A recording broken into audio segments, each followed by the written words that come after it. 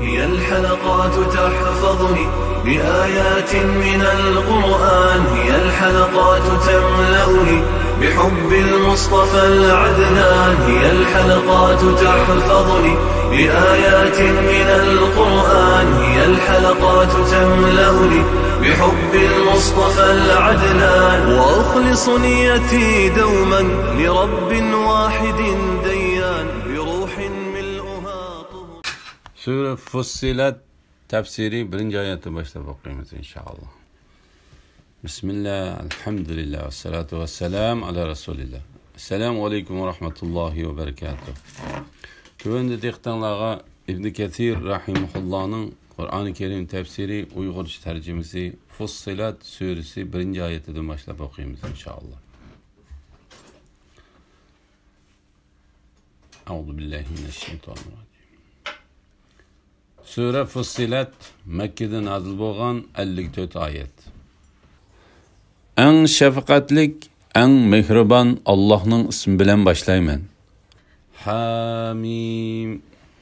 Bu nihayeti şefkatlik, mehriban Allah tarafından nazil kılınan vahiydir. Ayetleri oçuk bayan kılınan kitaptır. Bildiğin kavm için nazil bolgan Arapça Kur'an'dır. Müminlerge cennet bilen hoş haber bergiçidir. Kafirlani devzak bilen agahlandırgıçıdır.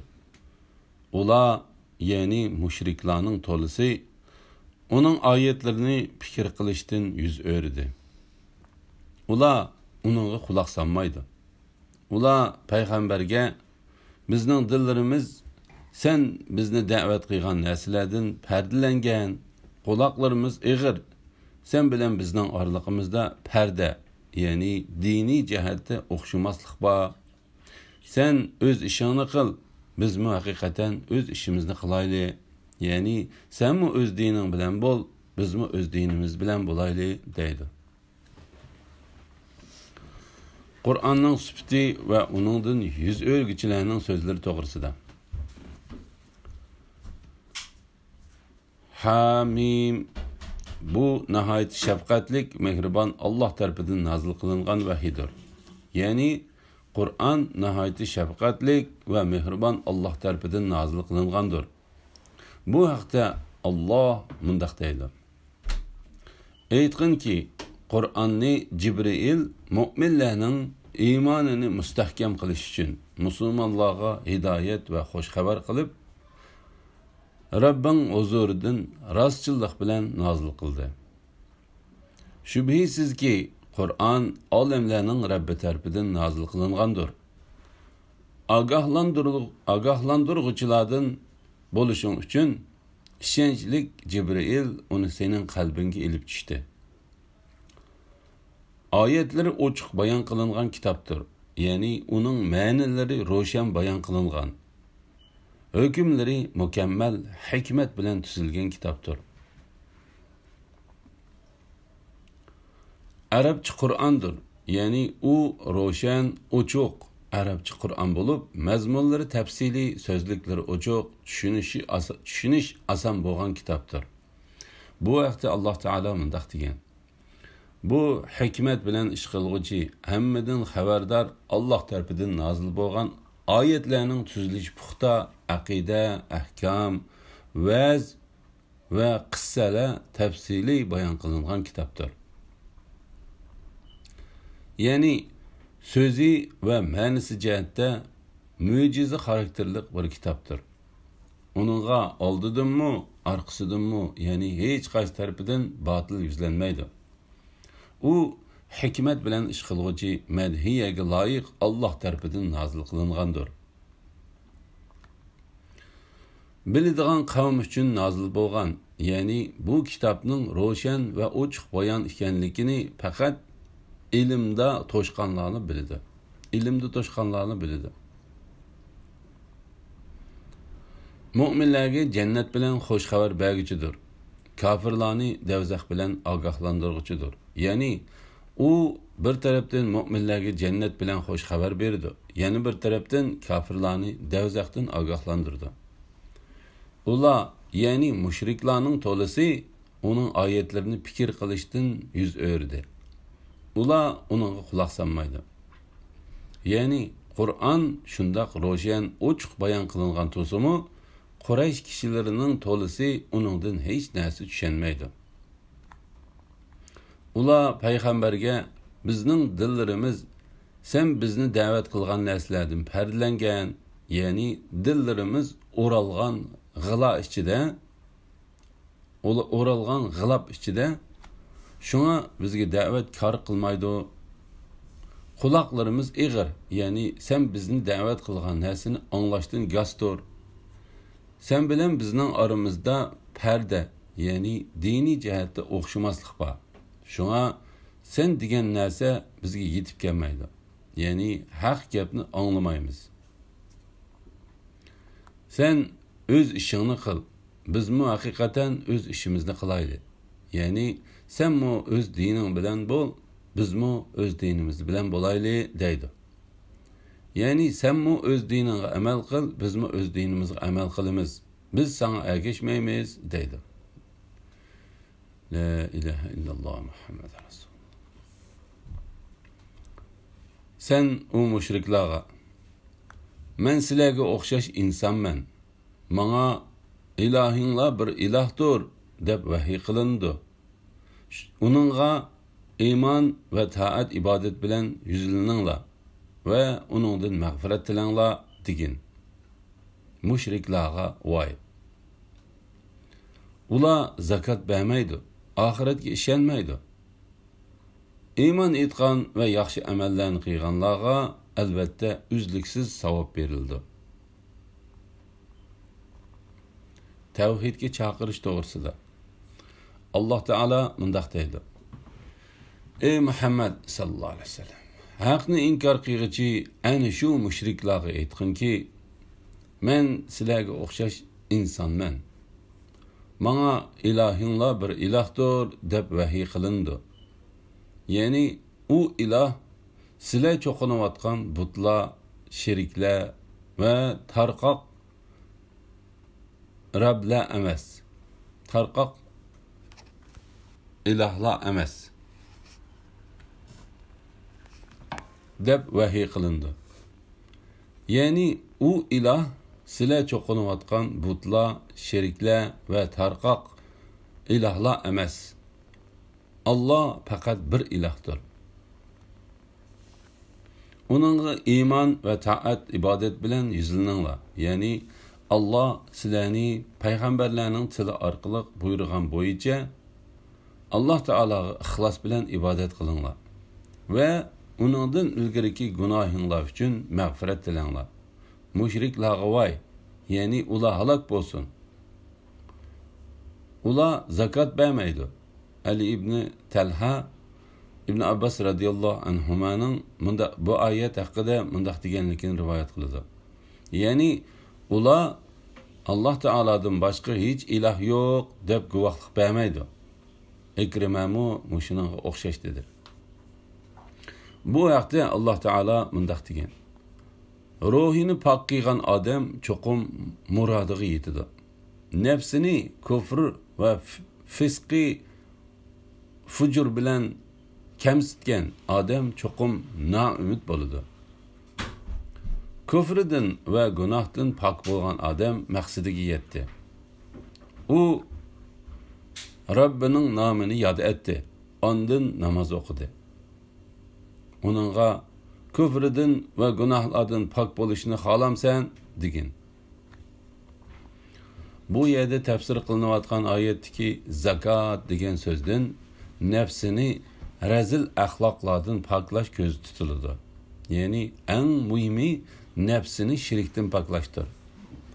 Malning zakati faqat u malni haromdan poklaganligi uchunla zakat, ya'ni poklig'ichi deb atalgan. Zakatni ado qilish u malning ziyoda bo'lishi, barakatli bo'lishi, foyda manfaatining ko'p bo'lishi va uni taat ibodat yo'lida ishlatishda muvaffaqiyatli bo'lish uchun vosita bo'ladi. La ilaha illalloh Muhammad Rasul.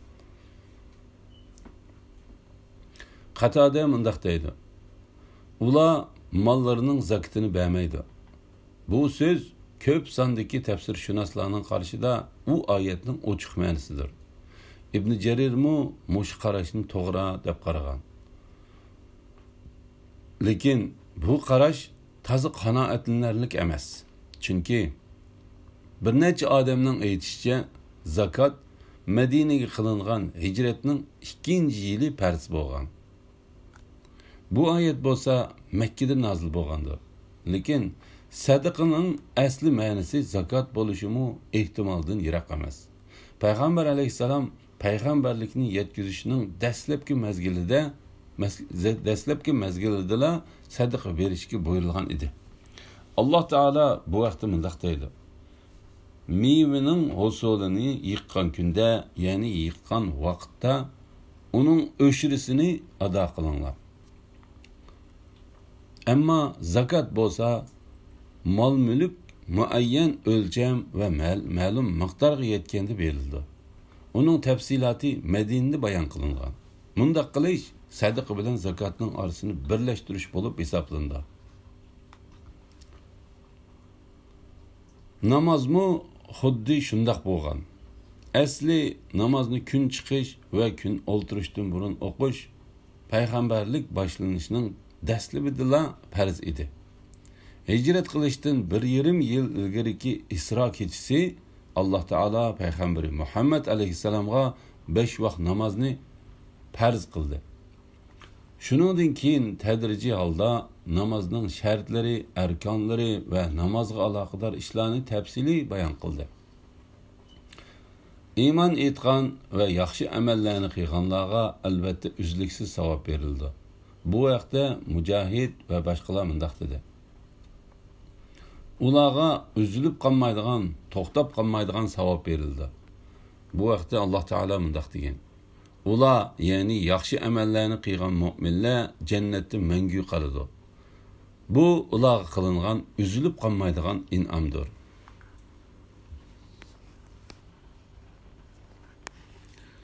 Sen ularga sizlar zaminni 2 kunda yaratgan Allohni inkor qilamsizlar ve onunla şerikler keltiramsizlar, u olamlarning Rabbidir degan.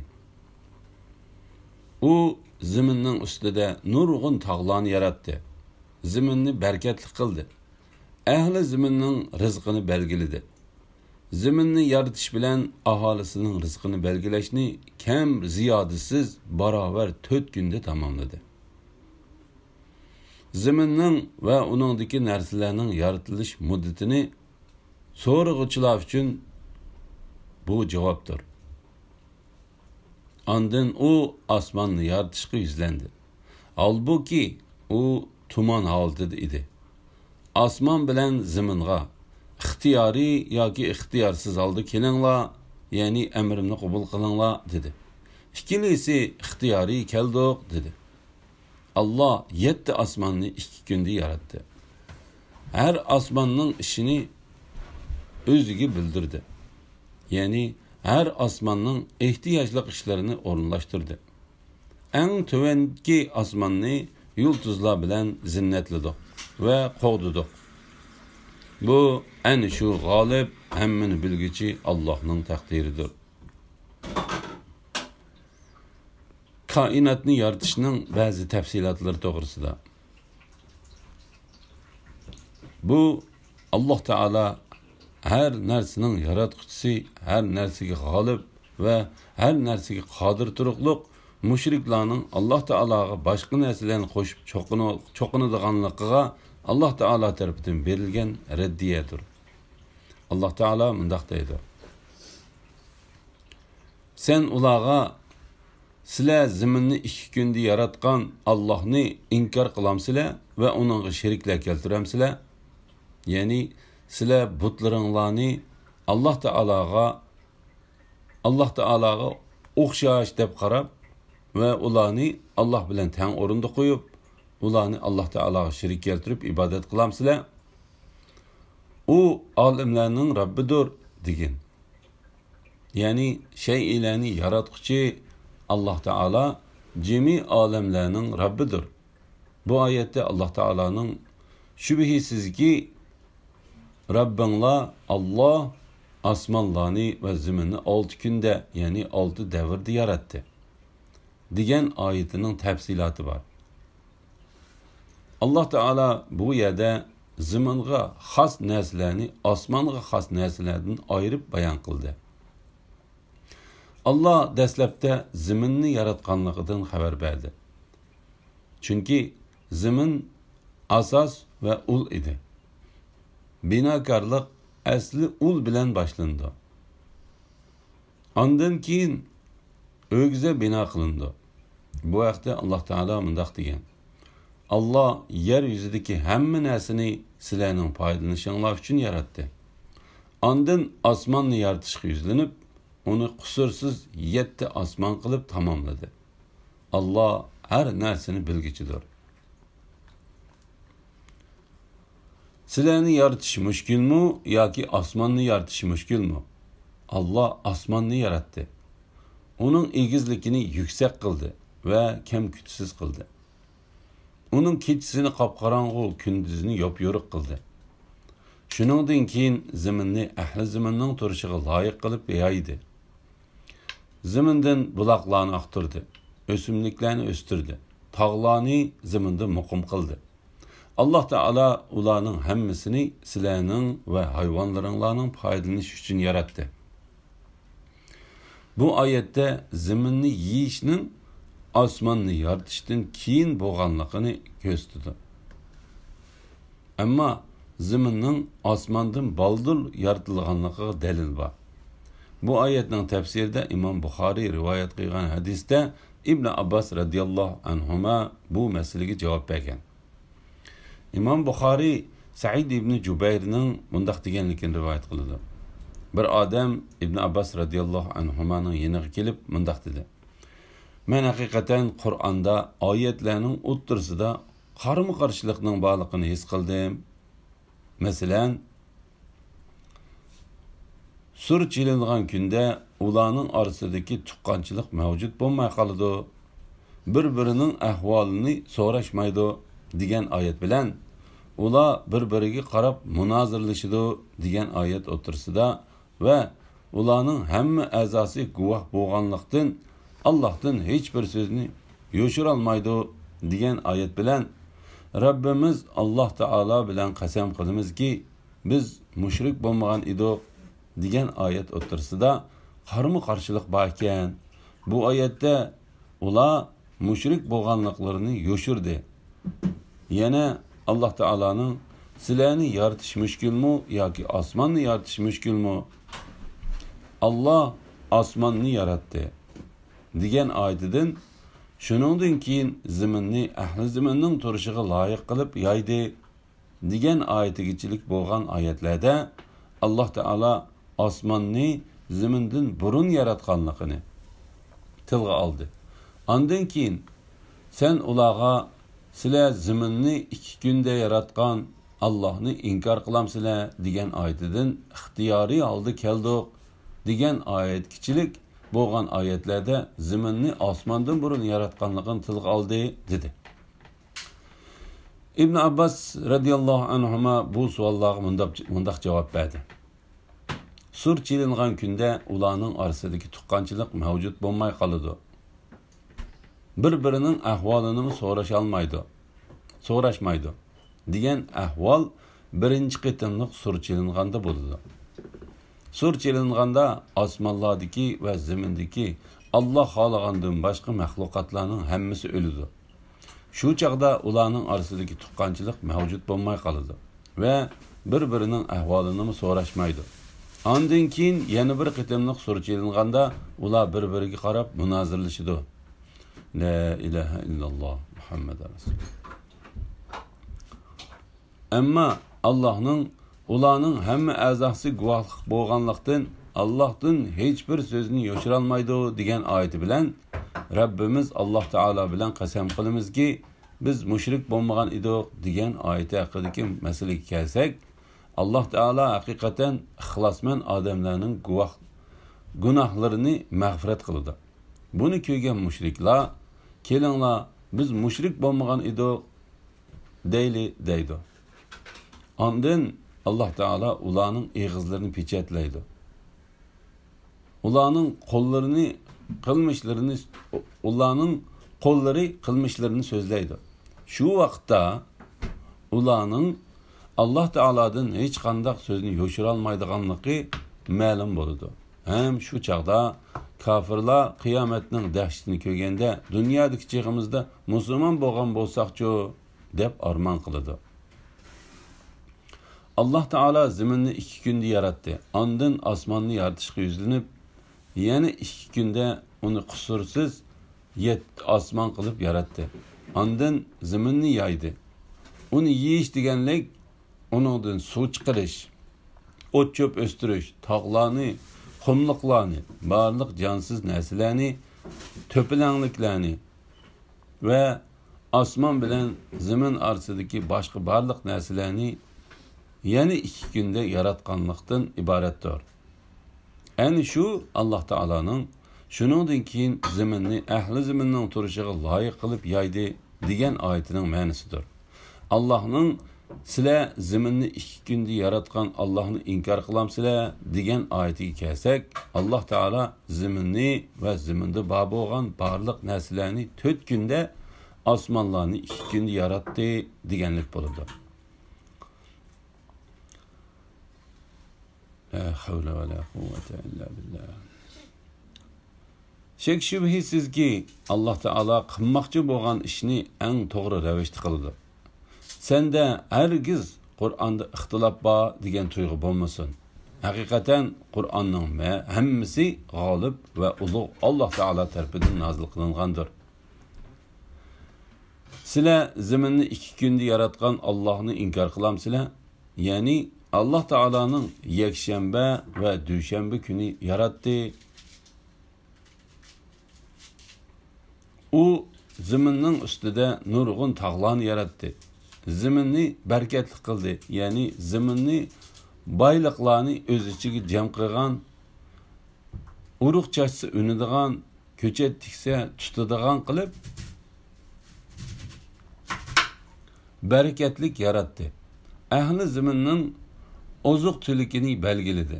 Ya'ni zamin ahlining ehtiyoji bor rizqlarni ziraat teradigan va ko'chat tikadigan o'rinlarni belgiledi. Bularni seshanba va chorshanba kunlar qildi. Bu 2 kun ilgariki 2 kun bilan jami 4 kun bo'ladi. Shuning uchun Allah Taala mundaq deydi: zaminni yaratish bilan aholisining rizqini belgilashni kam ziyodasiz barobar 4 kunda tamomladi. Zaminning va uningdagi narsalarning yaratilish muddatini so'rg'uvchilar uchun bu javobdir.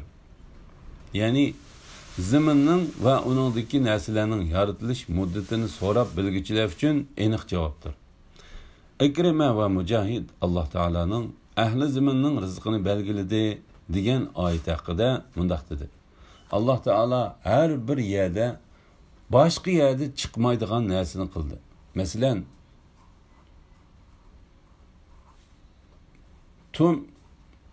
ton tikiladigan esil raxt Yamandan chiqadi. Eng esil xorma Nishapurdan chiqadi. Kiyim tikiladigan nafs raxt Raydan chiqadi.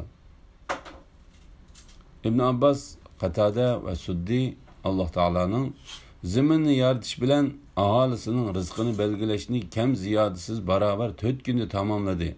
Zaminning va uningdagi narsalarning yaratilish muddatini so'rg'uvchilar uchun bu javobdir degan oyat haqida mundaq dedi.